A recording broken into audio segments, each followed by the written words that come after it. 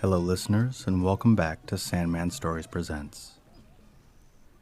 Today we are traveling back to the Akan culture in present-day Ghana. In the first story, we learn about a grindstone that does the work all by itself, and why little spiders are always found underneath it. In the second story, we learn about why sea turtles always beat their breast. And in the third story, we learn about how all the creepy crawly and slithery animals came into the world. Okay, let's begin. Story number 1. The grinding stone that ground flour by itself. There had been another great famine through the land. The villagers looked thin and pale for lack of food. Only one family appeared healthy and well. This was the household of Anansi's cousin. Anansi was unable to understand this and felt sure his cousin was getting food in some way. The greedy fellow determined to find out the secret. What had happened was this. Spider's cousin, while hunting one morning, had discovered a wonderful stone. The stone lay on the grass in the forest and ground flour of its own accord. Nearby ran a stream of honey. Kofi was delighted. He sat down and had a good meal. Not being a greedy man, he took away with him only enough for his family's needs. Each morning he returned to the stone and got sufficient food for that day. In this manner he and his family kept well and plump, while the surrounding villagers were starved and miserable looking. Anansi gave him no peace till he promised to show him the stone. This he was most unwilling to do, knowing his cousin's wicked ways. He felt sure that when Anansi saw the stone, he would not be content to only take what he needed. However, Anansi troubled him so much with questions that at last he promised. He told Anansi that they would start the next morning, as soon as the women were set about their work. Anansi was too impatient to wait. In the middle of the night, he bade his children to get up and make noise with pots and pans, as if they were the women at work. Spider at once ran and wakened his cousin, saying, "Quick, it is time to start." His cousin, however, saw he had been tricked and went back to bed again, saying he would not start till the women were sweeping. No sooner was he asleep again than Spider made his children take brooms and began to sweep very noisily. He roused Kofi once more, saying, "It is time we had started." Once more his cousin refused to set off, saying it was only another trick of Spider's. He again returned to bed and to sleep.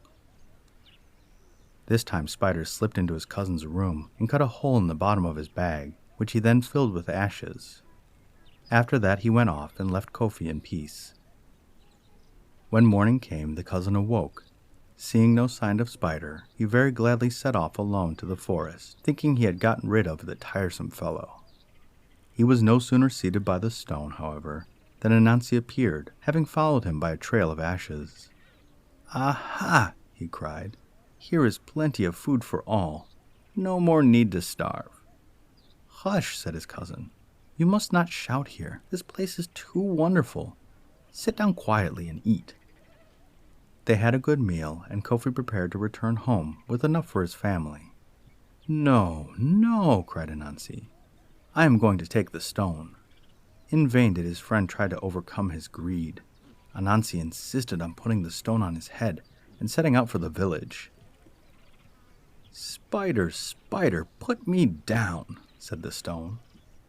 The pig came and drank and went away. The antelope came and fed and went away. "Spider, Spider, put me down." Spider, however, refused to listen. He carried the stone from village to village selling flour until his bag was full of money. Then he set out for home. Having reached his hut and feeling very tired, he prepared to put the stone down, but the stone refused to be moved from his head. It stuck fast there, and no efforts could displace it. The weight of it very soon grew too much for Anansi and ground him down into small pieces, which were completely covered by the stone. That is why we often find tiny spiders gathered together under large stones. The end.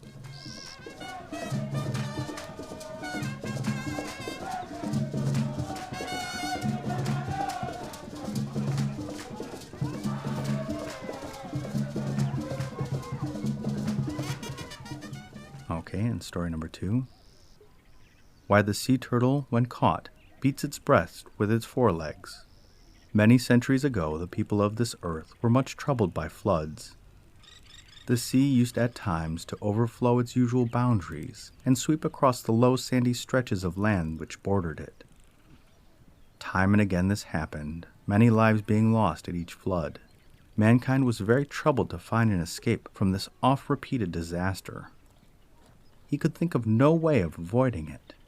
Fortunately for him, the wise turtle came to his help.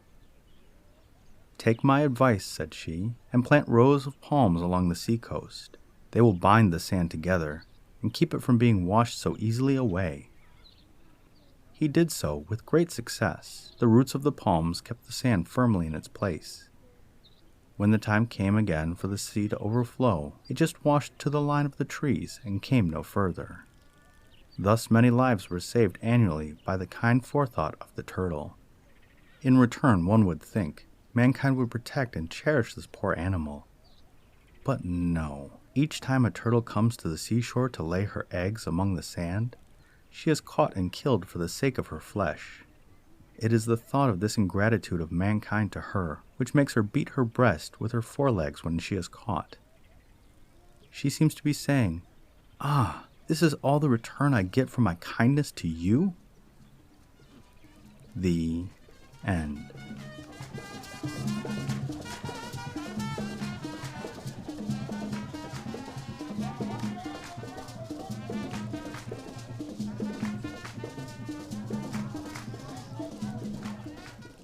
Okay, and story number 3, How Beasts and Serpents First Came into the World. The famine had lasted nearly 3 years. Kwekutsin, being very hungry, looked daily in the forest in the hope of finding food. One day he was fortunate enough to discover 3 palm kernels lying in the ground. He picked up 2 stones with which to crack them. The first nut, however, slipped when he hit it and fell into a hole behind him. The same thing happened to the second and to the third. Very much annoyed at his loss, Kweku determined to go down the hole to see if he could find his lost nuts. To his surprise, however, he discovered that this hole was really an entrance to a town of which he had never before even heard.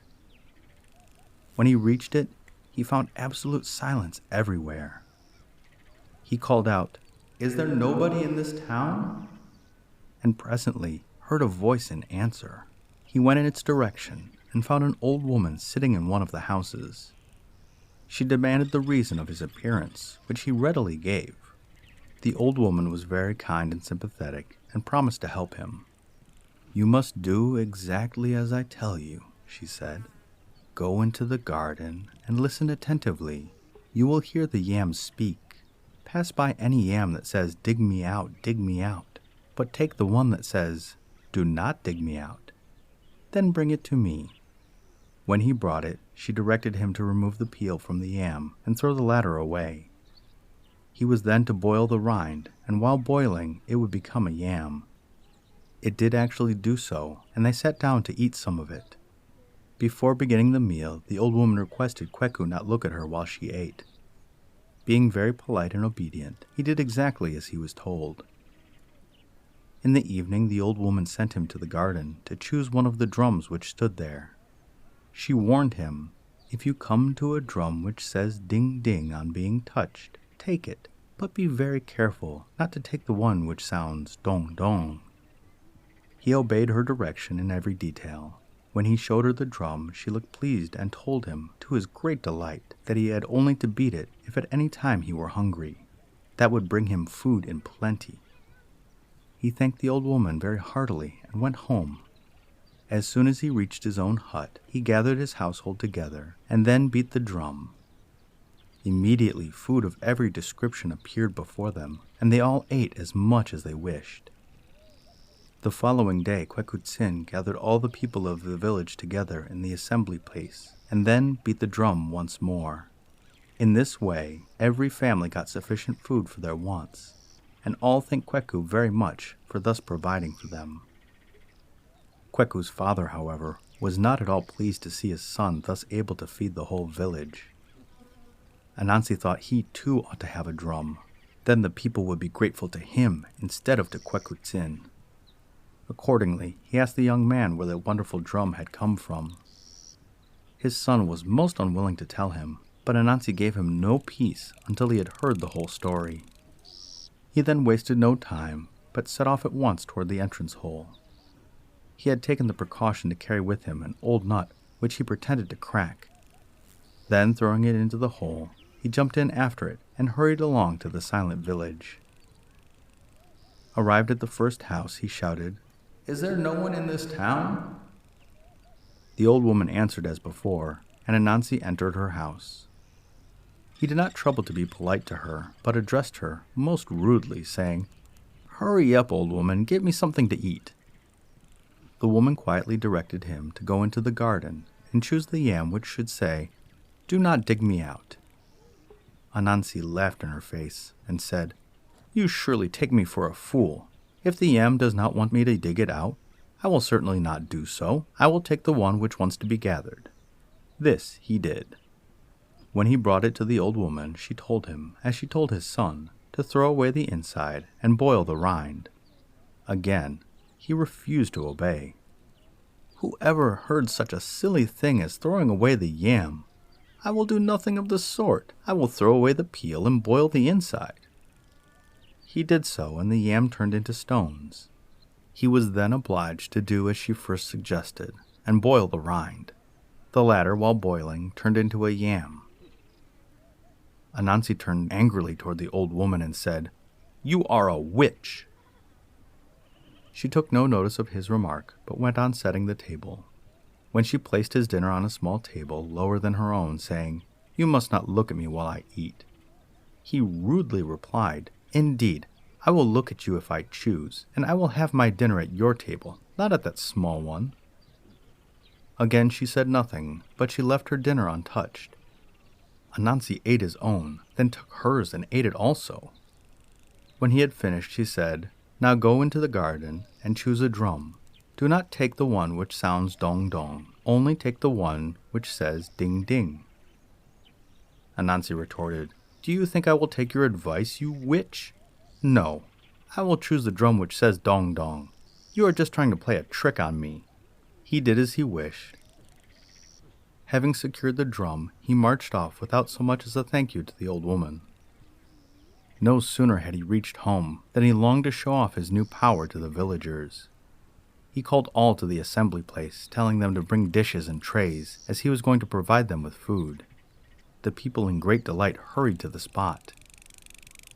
Anansi, proudly taking his position in the midst of them, began to beat his drum. To his horror and dismay, instead of the multitude of foodstuffs which Kweku had summoned, Anansi saw rushing toward him beasts and serpents of all kinds. Such creatures had never been seen on the earth before. The people fled in every direction, all except Anansi, who was too terrified to move. He speedily received fitting punishment for his disobedience. Fortunately, Kweku, with his mother and sisters, had been at the outer edge of the crowd, so easily escaped into shelter. The animals presently scattered in every direction, and ever since they have roamed wild in the great forests. The end.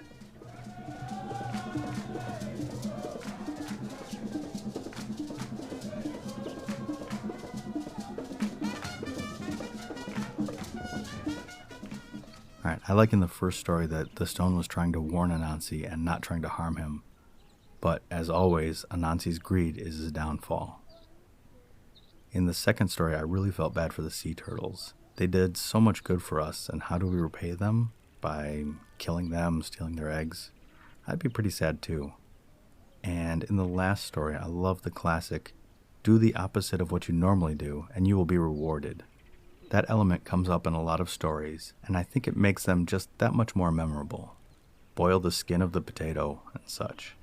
And again, Anansi just can't be satisfied and must always be sassy. And for that, he brings all the creepy, crawly, and dangerous animals into the world. It reminds me of Pandora and her box. Alright, and today's podcast shoutout is to Yield Crime. Lindsay and Madison go through true crime of yesteryear and bring back long-dead cases to life. And I had the pleasure of going on one of their mini episodes where Lindsay asks, "Can you crack the cramp word?" which is all about Victorian slang. There are also 2 smaller listeners in their household, Serafina and Persephone, who love a good story and are a big reason for me to keep podding. So a big thank you to Lindsay and Madison and all the cool folks around them. And if you like their podcast as much as I do, go and give them a 5-star rating on Podchaser, Good Pods, iTunes, or Spotify.